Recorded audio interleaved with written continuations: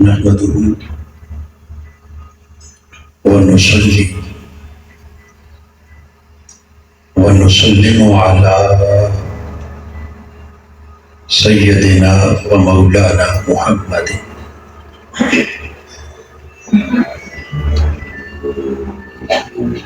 رسول النبي امین المکین الحنین الرؤوف الرحیم.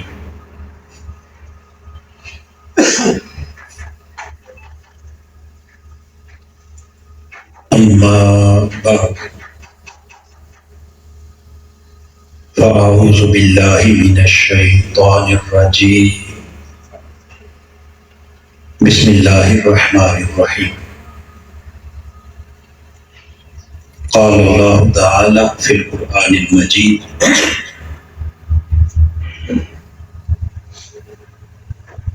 هو الذی خلق السماوات والارض فی ستۃ ایام ثم استوى علی العرش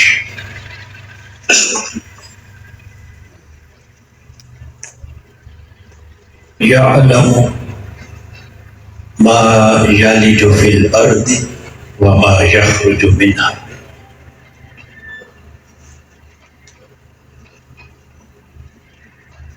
وما ينزل من السماء وما يعرج فيها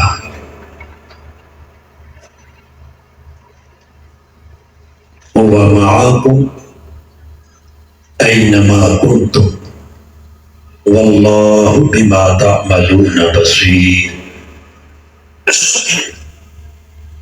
صدق الله مولانا العظيم. معزز و محتشم علماء کرام،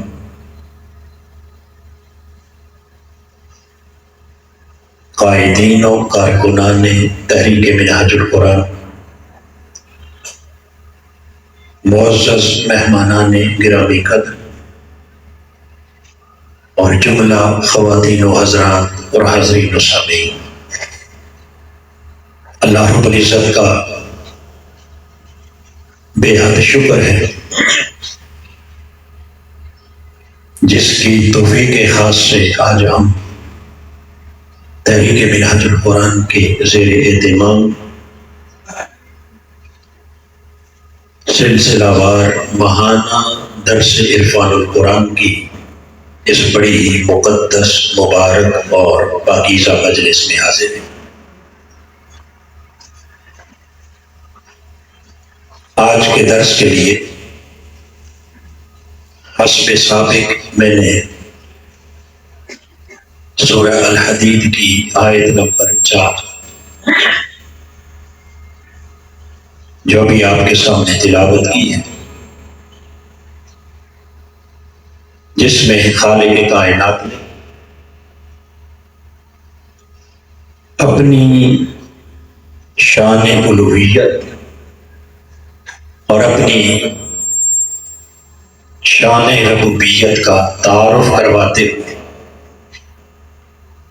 ارشاد فرمایا هو الذی خلق السماوات والارض. وہی ذات برحق ہے، وہی تمہارا الہ ہے،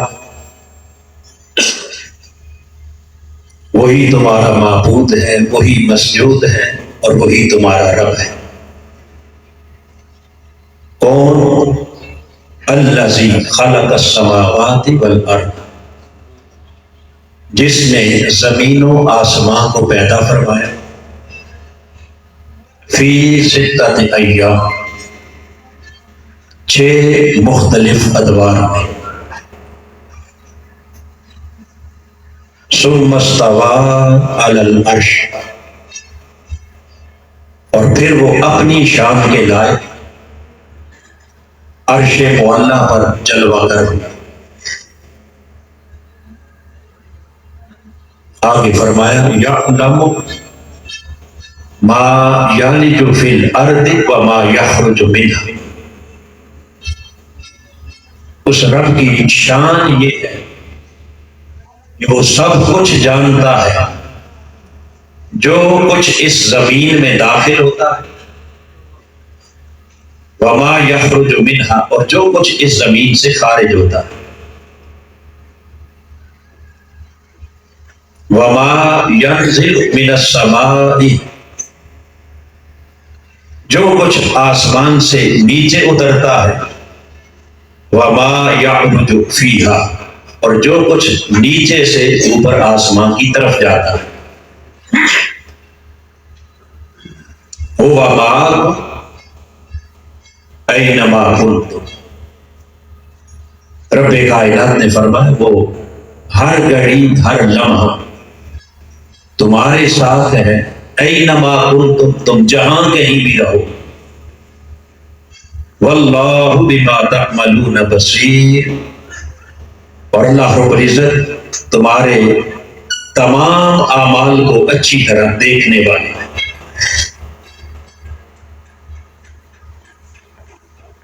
اس آیہ مبارکہ کے پہلے حصے پر پچھلے درس میں مکمل کی تھی، جس میں دو اہم مضامین تھے۔ پہلا مضمون خلق السماوات والارض فی ستۃ ایام،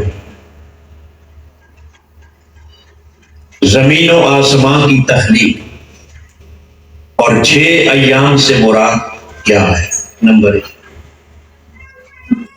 اور دوسرا ثم استوى علی العرش، پھر وہ اپنی شان کے لائق عرش پر جلوہ گر ہوگا۔ عرش پر جلوہ گری سے مراد کیا ہے؟ یہ دونوں مضامین چونکہ پچھلے درس میں بیان ہو چکے، آج ہم اس سے آگے چلتے ہیں اور رب کائنات کی اس سے اگلی شان جسے قرآن نے بیان کیا، اور وہ ہے یعلم ما یلج فی الارض وما یخرج منہا، وہ سب حقیقتوں کو جانتا ہے جو زمین میں داخل ہوتا ہے اور جو کچھ زمین سے خارج ہوتا ہے، باہر نکلتا ہے۔ دیکھنا یہ ہے کہ اس زمین میں داخل کیا ہوتا ہے اور اس زمین سے خارج کیا ہوتا ہے۔ یہ پہلا نقطہ ہے غور و فکر کے لیے آج کی گفتگو، اور پھر اس کے بعد دوسرا وما ینزل من السماء وما یعرج فیہا، جو آسمان سے اترتا ہے اور جو آسمان کی طرف چڑھتا ہے۔ تو آئیے سب سے پہلے اس امر پر اگر غور کریں کہ زمین سے خارج کیا ہوتا ہے اور زمین میں داخل کیا ہوتا ہے، اس حوالے سے جب اس کائنات ہست و بود کے اندر انسان غور و فکر کرتا ہے، انسانی نگاہ اس نتیجے پر پہنچتی ہے کہ اللہ کی مخلوق میں کم و بیش ہر شے وہ زمین سے ہی نکلتی ہے اور ہر شے پھر واپس زمین میں ہی داخل ہو جاتی ہے۔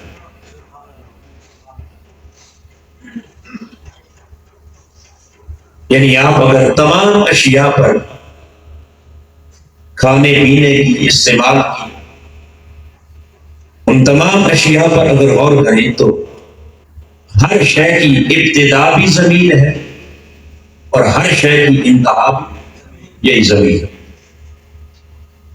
مثال کے طور پر سبزیاں ہیں، پھل ہیں، کھانے پینے کی جتنی اجناس ہیں وہ کہاں سے نکلتی ہیں؟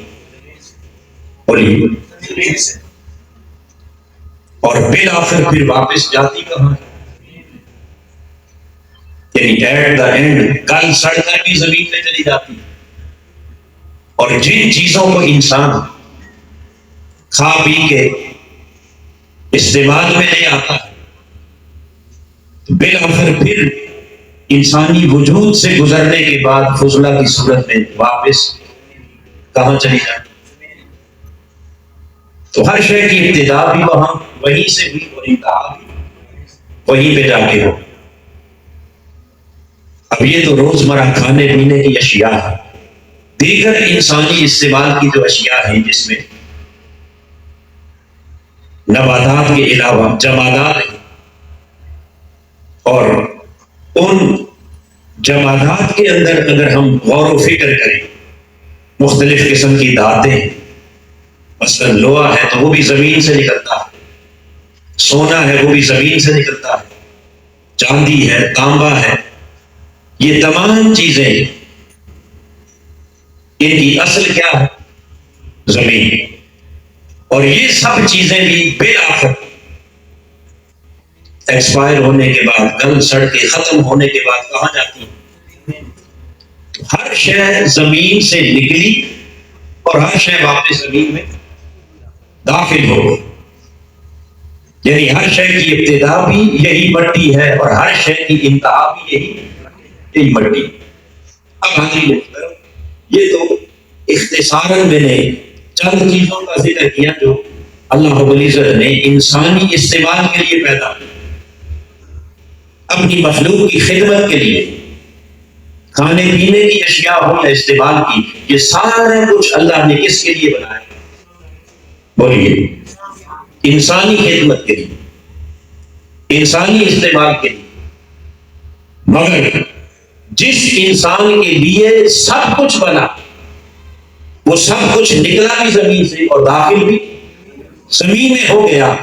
اب دیکھنا یہ ہے کہ یہ انسان کہاں سے نکلا اور اس انسان نے پلٹ کے کدھر جانا.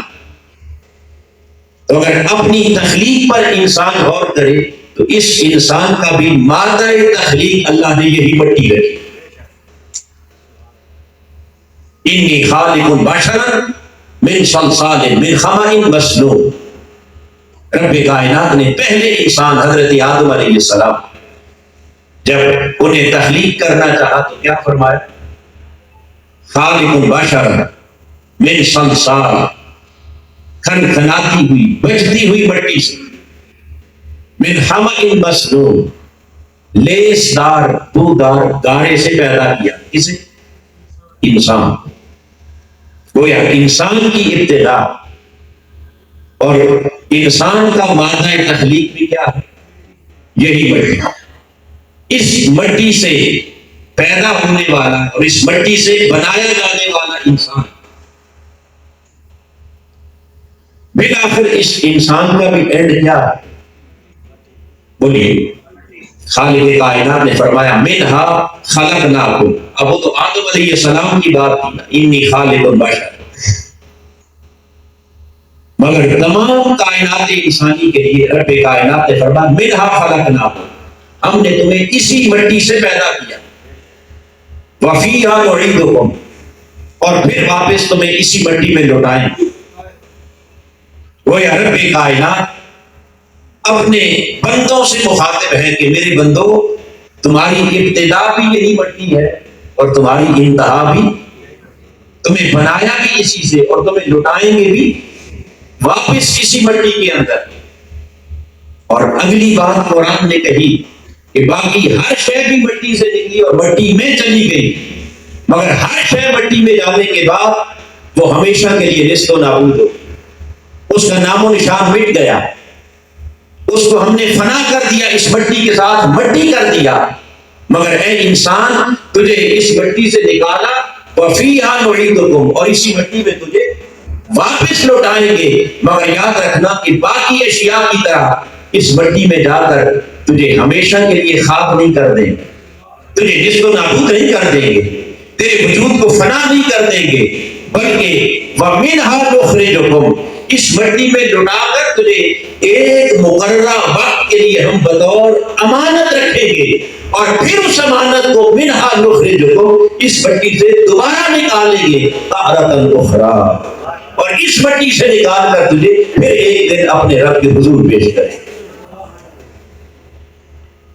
گویا رب کائنات کا یہ فرمان کہ جس میں ہر شے کی ابتدا بھی اور انتہا بھی، اول بھی اور آخر بھی، اور پھر بطور خاص چونکہ مقصود اشیاء جتنی بھی چیزیں کھانے کی ہو، پینے کی ہو، دھاتیں ہو، نباتات ہو، جمادات ہو، معدنیات ہو، یہ سب کچھ کس کے لیے اللہ نے بنایا؟ انسان کے لیے۔ اور کائنات کا مقصود کس؟ انسان کو بنایا۔ اب انسان کو اس طرف متوجہ کیا کہ اے بندے ذرا دیکھ تو صحیح، تیری ابتدا کیا ہے اور تیری انتہا کیا ہے، تیرا مادہ تخلیق کیا ہے اور تیرا مرجع کیا ہے، تو نے پلٹ کے کہاں جانا ہے۔ اگر اس ایک نقطے کو انسان دھیان سے سمجھ لے کہ میں بنا بھی اس خاک سے اور پلٹ کے جانا بھی کہاں ہے، بولیے اسی خاک کے اندر، میری ابتدا بھی مٹی ہے اور میری انتہا بھی مٹی ہے۔ اب اس بات کا اگر یقین ہو جائے تو کیا کوئی شخص اس زمین میں اکڑ کے چلے، کوئی اترائے گا؟ کوئی اپنے رب کی نافرمانی اور رب کے نظام کے خلاف بغاوت کرے گا؟ یہ سارا اترانا، اکڑنا، یہ ساری بغاوتیں، سرکشیاں صرف اس لیے ہیں کہ انسان نے نہ اپنی ابتدا پر کبھی غور کیا نہ انتہا پر غور کیا۔ وہ اس دنیا میں آیا، اس نے یہی سمجھا کہ بس میں ہی سب کچھ، میرے جیسا ہے، نہ اسے اپنی ابتدا کی خبر، نہ اسے اپنی انتہا کی خبر، نہ اسے اپنے آغاز کی خبر، نہ اسے اپنے انجام کی خبر۔ اس لیے خالق کائنات نے فرمایا یا ایھا الانسان ما غرک بربک الکریم، اے انسان تجھے کس شے نے اپنے کریم رب سے دھوکے میں ڈال رکھا، کس شے نے تجھے مغرور بنا رکھا ہے، کس شے نے تجھے متکبر بنا رکھا ہے، کس وجہ سے تو اس قدر باغی سرکش ہو گیا ہے، اپنے آپ کو اتنا طاقتور سمجھتا ہے؟ تجھے خبر نہیں کہ ہم نے تجھے اس پاؤں کے نیچے روندی جانے والی اس معمولی خاک کے ذرے سے بنایا ہے، اور پھر تجھے اس زندگی کے پورے پروسیس سے گزارنے کے بعد بالآخر قدموں کے نیچے روندی جانے والی اسی خاک میں واپس لوٹا دے۔ تیری ابتدا بھی یہی ہے اور تیری انتہا بھی یہی ہے۔ حاضرین محترم، جب انسان کو اس بات کا یقین ہو جائے کہ میں کہاں سے چلا اور میں نے کہاں لوٹ کے جانا ہے واپس، تو پھر یقیناً کوئی زمین پر اکڑ کے نہیں، کوئی زمین کے اوپر مغرور سرکش باغی بن کے نہیں، بلکہ اس کا سر ہمارا اپنے رب کی بارگاہ میں بطور شکرانہ وہ ہر وقت سجدہ شکر میں گرا پڑا رہے اور اپنے رب کی بارگاہ میں ہر لمحہ اس بات پر شکر ادا کرے کہ مولا میں کیا تھا اور تو نے مجھے کیا بنایا، کہاں میں ایک ذرہ خاک تھا جس کو خالق کائنات کی ایک طرف کہا کہ میں نے تجھے بودار لیس دار گارے سے پیدا کیا، اور دوسری طرف پھر اس انسان کو اپنی تخلیق کی طرف متوجہ کرتے ہوئے فرمایا فَلْيَنْظُرِ الْإِنسَانُ مِمَّا خُلِقَ، اے انسان کا بھی غور تو کر، تو کس شے سے بنا ہے؟ اتنا جو اکڑتا ہے، اتنا جو مغرور ہے، اتنا جو اپنے آپ کو سب کچھ سمجھتا ہے، ذرا غور تو کر اپنی تخلیق پر۔ مما خلق، تجھے بنایا کس شے سے ہے؟ خلق من ماء دافق، تجھے ٹپکتے ہوئے ایک ناپاک قطرے سے تو ہم نے پیدا کیا۔ ادھر ایک طرف بودار لیسدار گارے اور مٹی کو انسان کی تخلیق کی ابتدا قرار دیا، اور دوسری طرف پھر آگے تمام کائنات انسانی کے تخلیقی پروسیس کو بیان کرتے فرمایا ایک ناپاک حقیر معمولی قطرے سے پیدا ہونے والے انسان،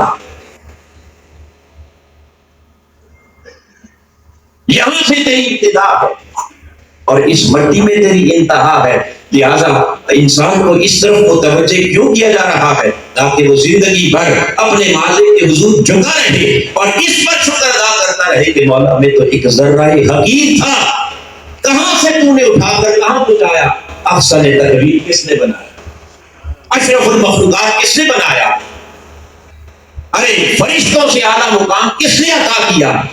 ہماری حیثیت تو کچھ نہ تھی، ہم تو ایک ذرہ خاک تھے، ہم تو ایک ناپاک قطرہ تھے، ہم تو کچھ نہ تھے۔ اس ذرہ خاک کو اٹھا کر رش کے ملائک کس نے بنایا؟ احسن تقویم کے درجے پر کس نے پہنچایا؟ اسے اشرف المخلوقات کا تاج کس نے بنایا؟ تو گویا اس رب کے، جس رب نے اس حقیر ذرے کو اٹھا کر اتنا عزت کا مقام دیا، اتنا شرف عطا کیا، اتنی بلندی عطا کی، اتنی عظمت عطا کی، وَسَخَّرَ لَكُم مَّا فِي السَّمَاوَاتِ وَمَا فِي الْأَرْضِ، زمین و آسمان کی ہر شے کو جس نے اس انسان کے تابع کر دیا، ہر شے کو اس انسان کے سامنے مسخر کر دیا، جس نے ہر شے پر انسان کو قادر بنا دیا، اسی رب کے سامنے کرتا ہے، اسی رب کے نظام سے بغاوت کرتا ہے، اسی مولا کے سامنے سرکشی دکھاتا ہے۔ اے انسان ذرا غور تو کر، تیری ابتدا کیا ہے اور تیری انتہا کیا ہے۔ اکڑ اکڑ کے نہ چل، اس لیے کہ میں جب چاہوں، جہاں چاہوں، جسے چاہوں اپنی بارگاہ میں جس حال میں چاہوں اپنے سامنے جھکانے پر مجبور کر دے۔ تو یہ تو رب کائنات کا یہ فرمان کہ ہم نے اس زمین سے کیا کیا نکالا اور اس زمین میں واپس کس کس شے کو لٹایا۔ اور جو کہ کائنات کی میں نے عرض کیا کہ سب سے بڑی حقیقت خود انسان ہے، اور انسان جب اپنی ابتدا اور انتہا سے واقف ہو جائے اور اسے خبر ہو جائے کہ میں کہاں سے آیا اور میں نے کہاں جانا ہے، اور یہ بات بڑی خاص توجہ طلب ہے کہ ہم نے اپنے آپ کو مٹی سے بنتے ہوئے تو نہیں دیکھا، ہم نے اس ذرہ خاک کو اشرف المخلوقات بنتے ہوئے تو نہیں دیکھا۔ ہمیں یہ تو خبر نہیں کہ وہ خاک کا ذرہ اشرف المخلوقات بنا کیسے، یعنی اپنی ابتدا کو تو ہم نے اپنی آنکھوں سے نہیں دیکھا، مگر حضرین محترم ذرا غور کریں، اپنی انتہا کو پلٹ کے جانے کو تو ہر روز آنکھوں سے دیکھتے ہیں کہ کتنے بڑے بڑے شاہ سوار، کتنے بڑے بڑے مردان حق، کتنے بڑے بڑے عزت والے، نامی گرامی، علم والے، ہنر والے، بڑے بڑے اپنے آپ پر ناز کرنے والے ہمارے سامنے صبح و شام اس دنیا سے جب رخصت ہوتے ہیں تو ہم نے اپنے ہاتھوں کے ساتھ کسی مٹی کے اندر اتار دیا، اتارتے ہیں۔ تو بندے بس اگر تجھے ابتدا کی خبر نہیں، انتہا کی تو خبر ہے، تو نے اپنے آپ کو مٹی سے بنتے نہیں دیکھا، مگر مٹی میں جاتے تو ہر روز دیکھ رہا ہے۔ اگر تجھے اس بات کا یقین ہو جائے تو پھر تو اپنے رب کے نظام کے خلاف کبھی بغاوت، بلکہ ہمیشہ اس کے سامنے سر تسلیم خم کرنے والا بن جائے۔ اور یہی مقصود ہے اس قرآن کا، اسی طرف خالق کائنات کا قرآن ہمیں رہنمائی